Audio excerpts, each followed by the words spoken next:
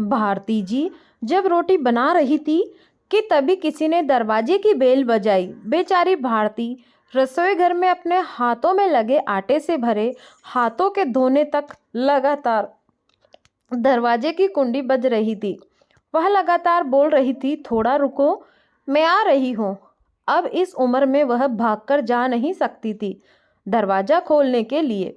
जैसे ही उसने दरवाज़ा खोला और सामने देखा तो उसकी बेटी अदिति दरवाजे के बाहर खड़ी थी। तब उसे आश्चर्य हुआ कि कुछ बताया भी नहीं, मैंने भी नहीं बुलाया तो अदिति अचानक कैसे आ गई। अपनी बेटी को देखकर भारती बोली, आने से पहले बताना तो चाहिए था। अकेले ही आई हो क्या? जमाई जी और बच्चे कहाँ हैं? भारती ने एक साथ कई सवाल किए। तभी अदिति बोली, माँ, क्या कोई अपनी प्यारी इकलौती बेटी का ऐसे स्वागत करता है?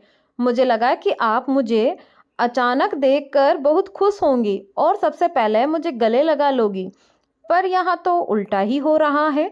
शायद तुम दुनिया की पहली माँ होंगी जो बेटी को ससुराल से अपने घर आते देख खुश होने के बजाय चिंता में डूब गई। क्या मैं अकेली इस घर नहीं आ सकती? क्या हमेशा दामाद और बच्चों के साथ ही आना जरूरी है? बोलकर अदिति घर में प्रवेश कर गई और अपना सारा सामान रखकर बोली, भाभी कहाँ पर है? भाभी जल्दी चाय नाश्ता लेकर आओ, आपकी ननद आई है। बहू घर पर नहीं है, अपने मायके गई है, माँ ने कहा। अच्छा, इसलिए तुम घर संभाल रही हो और खाना बना रही हो? माँ, तुम्हारी बहू के तो बड़े ठाठ हैं। बहू मौत से घूम रही है और सास घर संभाल रही है। देखो ना, आपने बहू के आने से पहले ही खाना बनाकर रखा है, उसे घर आकर कुछ भी काम करने की जरूरत ही न पड़ेगी। बड़े नसीब लेकर आई है आपकी बहू, और एक मैं हूँ जिसे उसकी सास कभी एक गिलास पानी भी नहीं पूछती। अदिति ने ताना मारते हुए कहा, बेटा, प्यार और इज्जत ऐसी चीज़ है जो हम पहले किसी को देते हैं, फिर उससे अपेक्षा करते हैं कि वह भी हमें वापस दे। माँ ने उसे समझाते हुए कहा। माँ ने आगे कहा, हर एक लड़की को अपने ससुराल में जगह बनानी पड़ती है, वहाँ कुछ भी आसानी से नहीं मिलता। तुम अपनी सास से एक गिलास पानी की अपेक्षा करती हो? तुम तो उनकी बहू हो। तुम बहू हो, फिर भी तुमने कभी उन्हें एक गिलास पानी दिया है क्या? तुम शादी के बाद ससुराल में रही ही कितने दिन? अब तुम्हारे मन को लगा तब अपनी बैग भरी और सीधा मायके आ जाती हो। मायका और ससुराल एक ही शहर में है, इसका मतलब ऐसा नहीं होता कि तुम जब चाहो तब मायके आ जाओ और चाहो उतने दिन रहकर वापस ससुराल चली जाओ।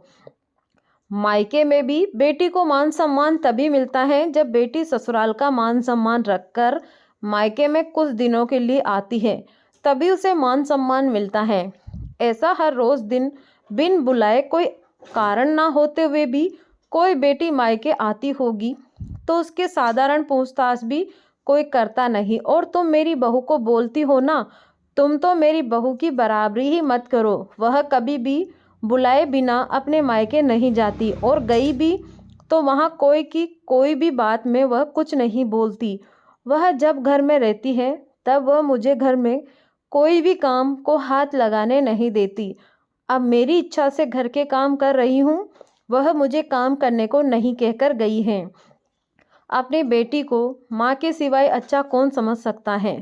मुझे तुम्हारा स्वभाव अच्छी तरह पता है। तुम्हारे ससुराल में सब लोग अच्छे हैं, तुम ही उनके साथ मिलजुल कर रहना नहीं चाहती। ससुराल तो ससुराल होता है और मायका तो मायका होता है। मायके में घर का काम अपनी मर्जी से होता है, ससुराल में सबसे पहले सबका दिल जीतना पड़ता है, सबको अपना बनाना पड़ता है। उसके लिए छोटों से लेकर बड़ों तक सबको प्यार करना पड़ता है, सबकी पसंद नापसंद का ध्यान रखना पड़ता है, सबसे प्यार से बोलकर सबको उनके घर के कामों में मदद करनी पड़ती है। तभी सब लोग घर में आई नई बहू को स्वीकार करते हैं, उसे अपना मानते हैं। तुम जिम्मेदारी लेने के लिए तैयार ही नहीं होती, इसीलिए रोज रोज मायके चली आती हो, यहाँ आकर भी वही करती हो। अभी की बात देख लो, घर में कदम भी नहीं रखा, उतने में ही भाभी को ऑर्डर देना शुरू कर दिया, भाभी मुझे चाय नाश्ता लेकर आओ। वह व्यक्ति घर में है या नहीं, वह कैसी है, उसकी तबीयत कैसी है, वह पूछना भी जरूरी नहीं समझा। घर में आए मेहमान की मेहमान नवाजी होती है, पर उनका बर्ताव, बोलना सामने के व्यक्ति को पसंद आया तो मेहमान नवाजी ना मांगते पूरी होती है। पर तुम्हारा ऐसा बर्ताव मुझे ही पसंद नहीं आता तो तुम्हारे ससुराल के लोगों को कैसे पसंद आएगा। तुम बोलती हो ना मेरे बहू के बहुत ठाठ हैं, तो वो बात सही है। उसने यहाँ हमारा दिल जीत लिया है और हर एक के लिए दिल में खुद की जगह बनाई है। वो रोज रोज तुम्हारे जैसी ससुराल के लोगों के साथ झगड़ा करके मायके नहीं जाती। इस वजह से ससुराल और मायका दोनों जगह उसकी इज्जत है। जब तक उसे अपने मायके से बुलावा नहीं आता तब तक वह जाती नहीं। आज माँ ने ही अपनी बेटी को उसके बर्ताव के दोष दिखाए, क्योंकि उसे लगता था कि अपनी बेटी को अभी नहीं समझाया तो वह उसे कभी नहीं समझेगी। तब तक बहू भी घर आ गई। उसने अदिति को देखते ही वह बोली, अरे दीदी आप कब आए? मुझे फ़ोन किया होता तो मैं जल्दी घर आ जाती। इस पर अदिति बोली, नहीं नहीं भाभी, मैं वापस जा रही हूँ। अभी ही मेरी सास का फ़ोन आया था, उनके सीने में दर्द हो रहा है, मुझे वापस जाना है, आऊँगी वापस कभी यहाँ। एल बोलकर अदिति अपना सामान लेकर चली गई। तभी उसकी भाभी ने उसे रोकने का प्रयास किया, पर उसकी सास ने ही अपनी बेटी को रोकने के लिए मना किया और अपनी बहू को बोली, बहू जाने दो उसे, पहले अपना घर संभालने दो, उसके बाद उसे मायके में आने दो। तुम भी किसी के नहीं बुलाने पर तुम्हारे मायके जाती हो क्या? तभी बहू भी समझ गई कि सास ने उनकी बेटी को जीवन का पाठ पढ़ाया है। काफ़ी महीने हो गए अदिति का फ़ोन नहीं आया था। वह खुद भी मायके नहीं आई, इसीलिए उसकी माँ ने उसे फ़ोन किया।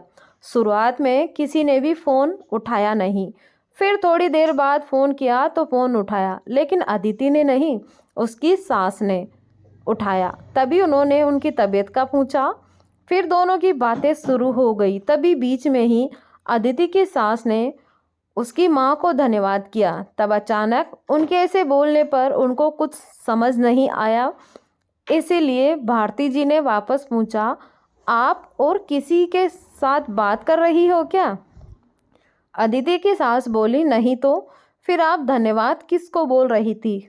भारती जी पूछी, आपकी बेटी अदिति बहुत समझदारी से बर्ताव कर रही है, सभी को अपना बनाने की कोशिश कर रही है, सभी की पसंद का खाना बनाकर खिलाते हैं, घर में बहुत आनंद का वातावरण बना है, कोई भी झगड़ा नहीं, जैसे स्वर्ग ही बन गया हो मेरा घर। इसीलिए मैं आपको धन्यवाद बोल रही हूँ। आपकी बेटी के अच्छे बर्ताव से यह दिन हमें देखने को मिला, हम बहुत धन्य हो गए। पहले हमें उसकी तरफ से कोई भी अपेक्षा नहीं थी, पर आपने उसे समझा कर भेजा और उसके स्वभाव में बदलाव आया। आज उसी अदिति को मायके जाना तो दूर की बात है, फ़ोन पर बोलने के लिए भी उसके पास वक्त नहीं है, वह अपने गृहस्थी में व्यस्त हो गई। दोस्तों, सभी माँओं ने अगर अपनी बेटियों को ऐसा समझाया और उनको समझ आ गया तो किसी भी घर में झगड़ा होगा ही नहीं और कोई भी घर टूटेगा ही नहीं। आप अपनी राय कमेंट में ज़रूर दें। धन्यवाद।